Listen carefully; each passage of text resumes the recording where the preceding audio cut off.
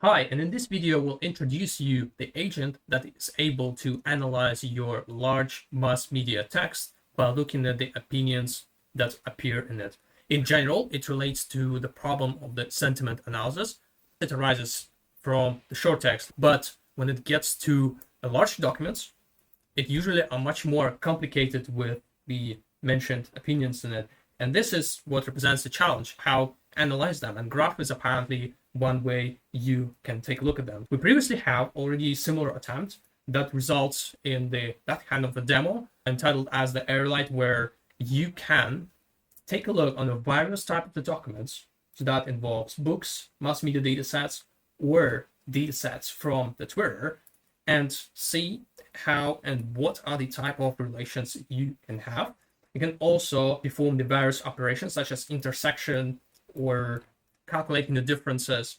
So all that manually and accessibly could be seen in the form of the graph.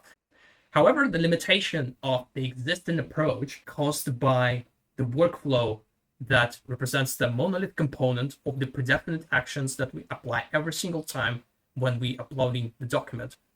So instead of this workflow, given this in a small parts or tools for the agent, combining it all together and bringing the orchestration of the agent is the reason why we want to have the agentic version of the system. So with all of that, let's proceed to the ARExplorer.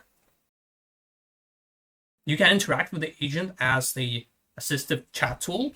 So you can go with these common queries as hi, and follow up by asking, let's say, the amount of skills. Will result in analysis of the skills first and delivering the corresponding output. But of course, the main purpose of is handling the documents. So you can do that either submitting the query or attaching the document. By submitting a query, we can say, which would trigger the application of the whole workflow dedicated for extraction entities and classification relations, which in the end results in a graph that we can see of two nodes with negative attitude between each other. And another feature is to upload the document from the file. So I have the preset for that. Let's say I'm attaching the news, and I particularly don't need to put anything, as the agent will realize that it has to perform the similar kind of actions. Currently, it would replace the output that we have in the system for now, so we will see a different graph.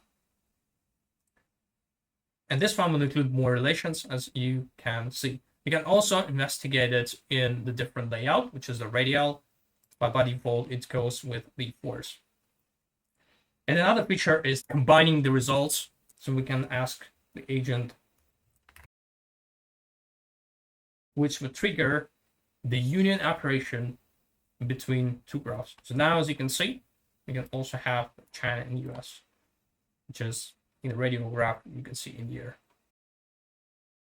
Let's get to the architecture of the ARExplorer system. On the front end, we have the user interface that we're accessing through the web, where the main and key element is the chat interface that I have on the left-hand side. And on the back end, we have a server that is hosted by the Unicorn, and all the queries are processed by the Fast API. So once the user is submitting the query, this query goes on the server and it falls under the chat API endpoint. And then through the all interaction with the agent, we return the structured output that serves the graph. Is how we see this in the UI.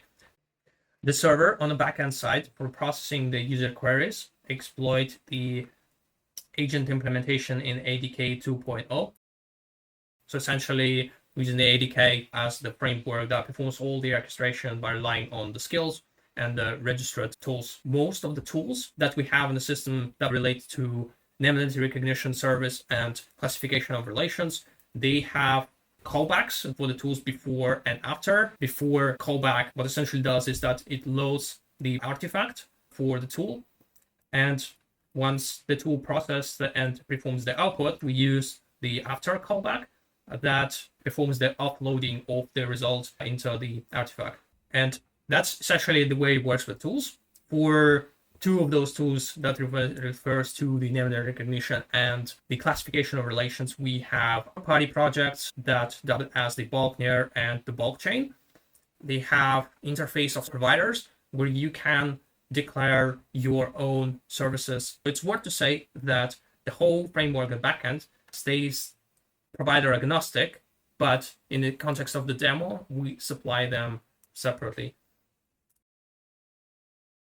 Speaking of the deployment, we have a folder, the recipe, where deploying of the corresponding subfolder on the demo, and you can proceed with using the Docker.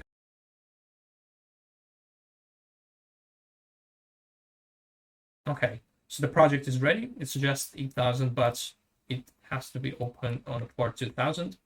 All right, so this is the main demonstration of the current version of the ARExplorer. Thank you so much for watching this video, and see you in the next one.